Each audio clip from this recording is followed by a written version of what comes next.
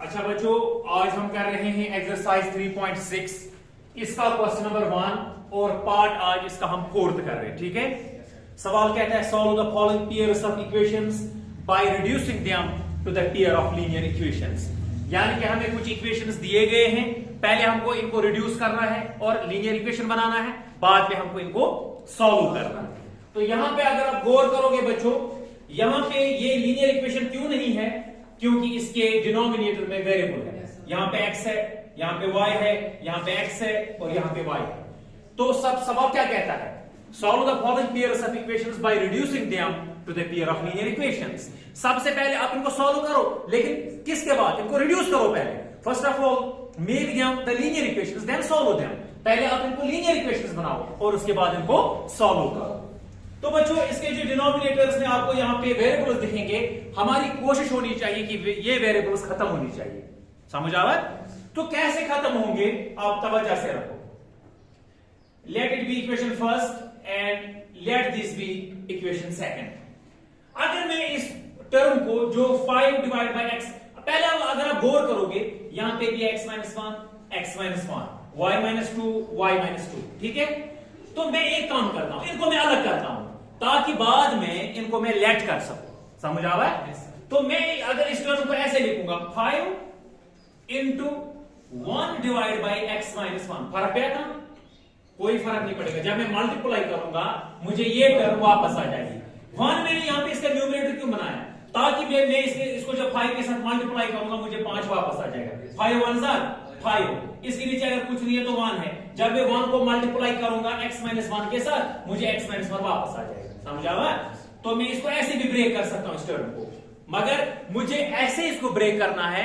मुझे टर्म बाद में अगर मैं मल्टीप्लाई करूंगा मुझे टर्म वापस आनी चाहिए। इसी तरीके से मैं इस टर्म को ब्रेक करने की जरूरत नहीं है, क्योंकि यहां पे 1 डिवाइड बाय x माइनस 2 और यहां पे भी है y, sorry 1 divide by y minus 2, यहां पे भी है y माइनस 2।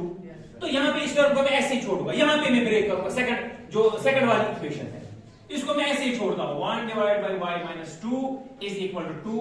चलिए, ये मेरी थर्ड इक्वेशन बन गई। समझ आ रहा है? अब मैं करता हूं काम, जो सेकंड इक्वेशन है इसको मैं ऐसे लिखता हूं 6 into 1 divide by x minus 1। समझ आ रहा है? अब यहां पे भी 1 divide by x minus 1 divide by x minus 1। बाद में इसको मैं लेट कर सकता हूं। मैं इसको अलग क्यों कर रहा हूं? ताकि मैं इसको लेट कर सकूं।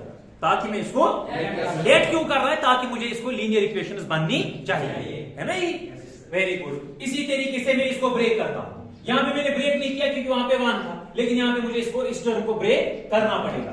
-3 को मैं ऐसे लिख सकता हूं, इस टर्म को -3 इंटू, अगर ऊपर अब कुछ नहीं रहा, 3 को मैंने यहां पे लाया, ऊपर क्या बचेगा? 1। क्या समझ आ रहा है? 1 के अलावा मैं और कोई नंबर जो है इसका न्यूमरेटर नहीं बना सकता, क्योंकि मल्टीप्लाई जब मैं करूंगा पता नहीं क्या बन जाएगा। इसलिए मैं यहां पे अगर कुछ नहीं बचा तो 1 डिवाइड बाय y माइनस 2।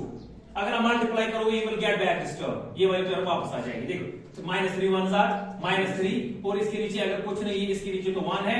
1 को करोगे y माइनस 2 के साथ तो आपको आएगा y माइनस 2। समझ आ रहा है? Is equal to 1। ये मेरी हो गई इक्वेशन 4। अब आप गौर करो, यहां पे भी 1 divide by x minus 1 divide by x minus 1 divide by y minus 2 1 divide by y minus 2। अब मैं लेट करूंगा, तवज्जो, अभी कोई नहीं लिखेगा। मैं लिखूंगा let 1 divide by x minus 1 is equal to किसी भी वेरिएबल के बराबर, p के बराबर। Let it be p and 1 divide by y minus 2 को मैं रखता हूं इज इक्वल टू q। समझ आ रहा है? अब मैं इन्हीं वैल्यूज को पुट करूंगा। मैं क्यों ये लेट कर रहा हूं? ताकि सबसे पहले देखो, मुझे इक्वेशन सॉल्व नहीं हो जाएगी जब तक मैं पहले इनको लीनियर इक्वेशन ना बनाऊं। तो वही मेरी कोशिश चल रही है, मैं इनको पहले लीनियर इक्वेशन बनाने की कोशिश कर रहा हूं। तो अब देखो यहां पे, अब मेरी कौन कौन इक्वेशन है? ये और ये। तो 5 तो अपना ही, 1 डिवाइड बाय x माइनस 1 को मैंने p के बराबर लेट किया, बाद में वापस दूंगा, अभी लेट कर रहा हूं ताकि ये पहले लीनियर इक्वेशन बन जाए। अब इसके तो 5p तवज्जो रखना बच्चों, plus 1 divide by y minus 2 को मैंने लेट किया किसके बराबर? q के बराबर। इसके बजाय खाली q रहेगा क्योंकि कांस्टेंट यहां पे कोई भी नहीं है। Is equal to 2। ये मेरी आ गई इक्वेशन 5। तवज्जो। अच्छा, अब बचे यहां पे तवज्जो, 6 तो अपना ही, 1 डिवाइड बाय x माइनस 1 को मैंने p के बराबर लेट किया तो 6p प्लस -3 अपना ही, -3 अपना ही, 1 डिवाइड बाय y माइनस 2 को मैंने लेट किया है q के बराबर। ऐसा मुझे ईमान इज इक्वल टू 1 अपना ही, ये मेरी बन गई इक्वेशन 6। तो इस तरीके से मैं कामयाब हो गया कि मैंने इन दोनों को लीनियर इक्वेशंस में कन्वर्ट कर दिया।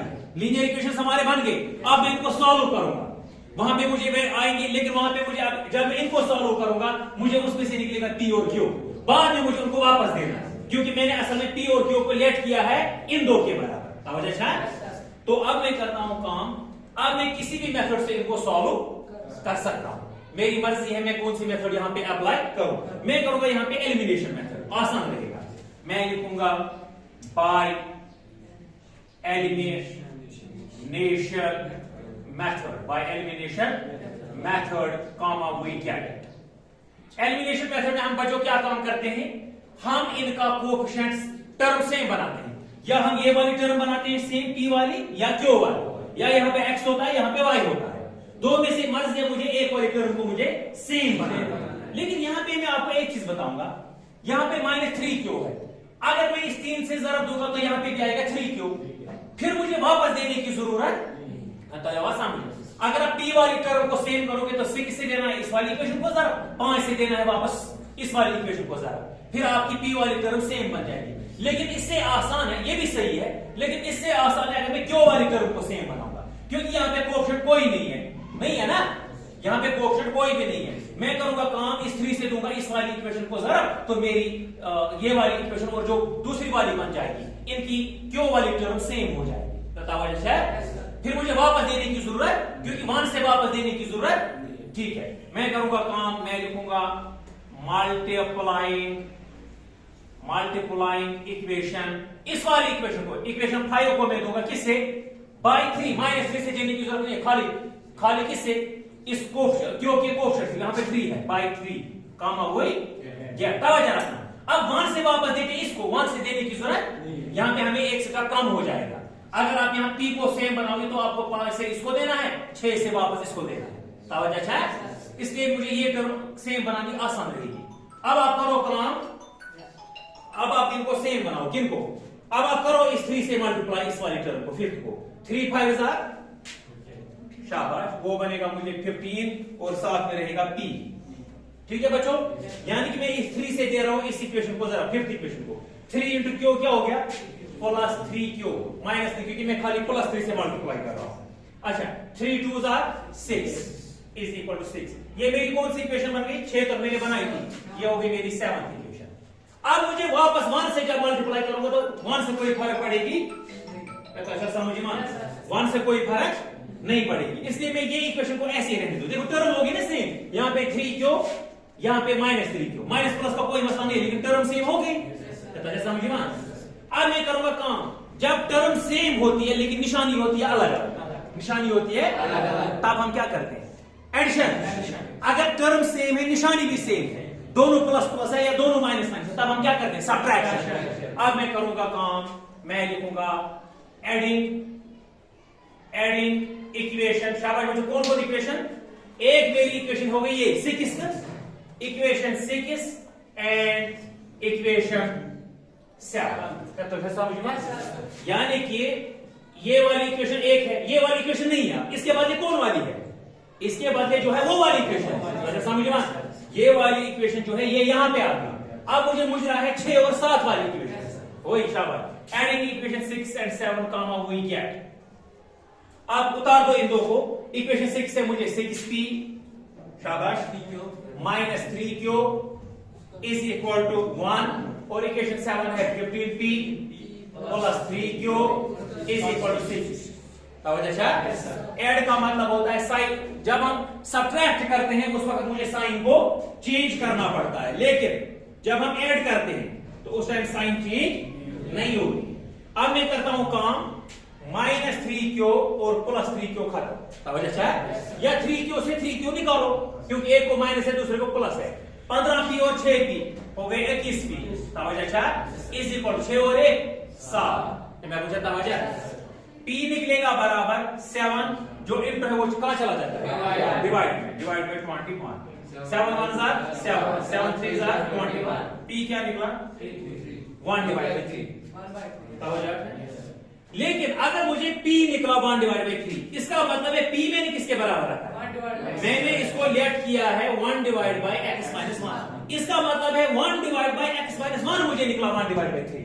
अब मैं वापस दूंगा क्योंकि मैंने लेट किया था सिर्फ इक्वेशन बनाने के लिए, इसको लीनियर बनाने के लिए। अब मुझे ये इक्वेशन सॉल्व भी हो गई, अब मुझे वापस देना। मैं लिखूंगा but p is equal to, p जो है असल में है 1 divide by x minus 1। Therefore ये जो जवाब है ये किसका है? 1 डिवाइड बाई x माइनस 1 का। Therefore 1 divide by x minus 1 जो है वो निकला मुझे 1 डिवाइड बाई 3। अब यहाँ पे क्रॉस कर लो, x माइनस 1 इंटू 1, वहां पे निकलेगा x माइनस 1, क्योंकि 1 को जिसके साथ भी हम मल्टीप्लाई करते हैं वो नंबर जो है वापस निकल जाता है। Is equal to 3 1 3। Very good, x निकलेगा बराबर 3, माइनस 1 चला जाएगा उधर तो प्लस 1 हो जाएगा, x निकलेगा बराबर 4। एक जवाब मुझे आ गया। गौर क्लियर? अब लेकिन मुझे दूसरा वेरिएबल भी नहीं निकला। मुझे जब p निकला, अब मैं इसको पुट करूंगा वापस, तो वहां पे क्या निकलेगा? क्यों। फिर जो क्यों होगा वो किसके बदले में होगा?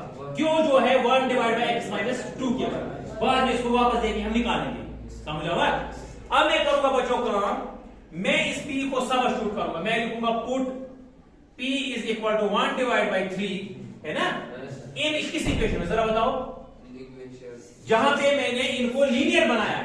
लीनियर मैंने इनको कहां पे बनाया है? यहां पे मैं इसको दे सकता हूं, 6 में दे सकता हूं, 5th इक्वेशन में दे सकता हूं, कहीं पे भी मेरी मर्जी है, 7 में दे सकता हूं। चलिए आसान तो ये 5वीं लग रही है। इन इक्वेशन 5 कामा हुए गेट, इक्वेशन 5 को नोट कर लो। 5p प्लस q है, हाँ plus q is equal to 2। अब जहां पे मुझे p है वहां पे मुझे उसके बदले लिखना है 1 डिवाइड बाई 3, तो 5 इंटू 1 डिवाइड बाई 3 वही है ना, plus q is equal to 2। समझ अच्छा है? Very good. अब मैं करता हूं काम, यहां पे multiply, 5 1 5 divide by 3 plus q is equal to 2। अब q निकले रहेगा वहीं पे 2, ये 5 डिवाइड बाई 3 इस साइड में था प्लस, ये क्या हो जाएगा? माइनस हो जाएगा। ये क्या? 5 डिवाइड बाई 3। हमने इक्वेशन सही लिखी, 5p plus q is equal to 2। ठीक है, अब हम करेंगे काम, यहां पे हम करेंगे क्रॉस मल्टीप्लाई, है ना। 3 2 6 माइनस 5 1 5 डिवाइड बाई 3 1 3। क्यों निकलेगा बराबर 6 में उतारो 5, तो 1 डिवाइड बाई 3। लेकिन क्यों किसी और के बदले में? क्यों अगर आप देखोगे, क्यों मैंने लेट किया था 1 डिवाइड बाई y माइनस 2 के बदले। इसका मतलब है मैं लिखूंगा बट, सिर्फ लिखूंगा मैं बट क्यों जो है वो असल में है 1 डिवाइड बाई y माइनस 2 के बदले। इसका मतलब है जो 1 डिवाइड बाई 3 निकला, ये किसके बदले में निकला? ये असल में वैल्यू निकला 1 डिवाइड बाई y माइनस 2 का। ठीक है ना? देखो बच्चे, लेट मैं सिर्फ इसलिए कर रहा हूं ताकि मुझे लीनियर बन जाए। जब मुझे लीनियर बन गई, मुझे वेरिएबल वापस देने हैं। शाबाश। तो therefore इसका मतलब है 1 डिवाइड बाई y माइनस 2 जो है इसका ये वैल्यू निकला 1 डिवाइड बाई 3। समझ अच्छा? अब इसको फिर से क्रॉस, y माइनस 2 को 1 के साथ करो, y minus 2 is equal to 3 1 3। y निकलेगा बराबर 3, अपने इस साइड में 2 माइनस था, इधर चला जाएगा प्लस 2, तो y निकलेगा 5। therefore अब मैं वैल्यू को जमा करूंगा, x निकला मुझे 4 कामा y निकला मुझे 5। क्लियर था? ये इसका आपका हो गया सॉल्यूशन। समझ आवा?